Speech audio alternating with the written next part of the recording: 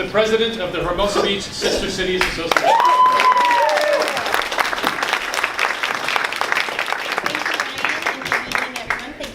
Out tonight.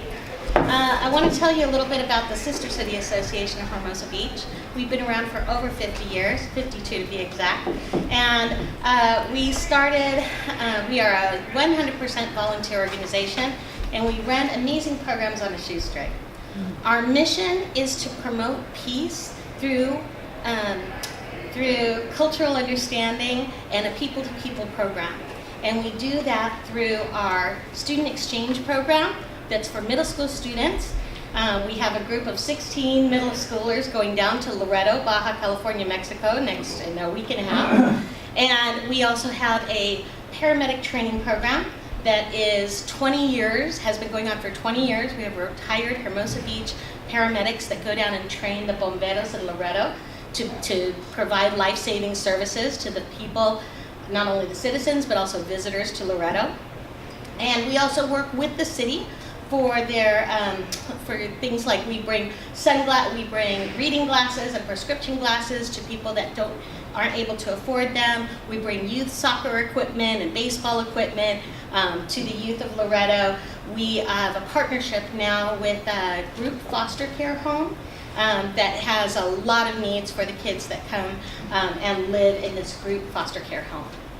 And so our history, we did start in 1967. Sister Cities is a program that was started by President Eisenhower because he felt that the best way to promote peace and understanding is through a people-to-people program, that it wasn't going to happen diplomatically or politically. It was going to happen by us getting to know each other.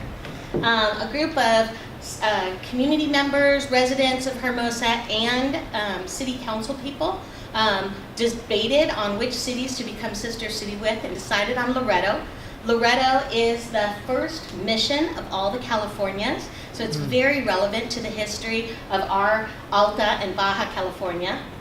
And one of the people that went down as I was researching the history when I joined the organization, Jack Velasco was a former mayor and council person here in Hermosa Beach, and his wife, Evie Velasco, was a teacher at Hermosa Valley Vista School, it was known in those days. She was a 5th grade teacher, and after she went down with the delegation for the sister cities back in 1967, she came back and talked to her 5th grade children about it, and the kids wanted to do a project.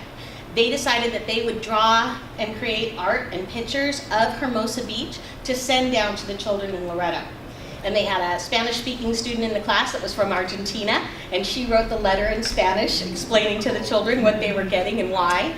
And it was written up in the Daily Breeze of the time by a reporter named Bernard Cole. And one of the students interviewed said, "I don't have any friends in Mexico, but I would like one." So then we've also had we also put on we also put on a conference in 2000 that was about environmental education for Loreto and Hermosa Beach, and involved various organizations to help promote that.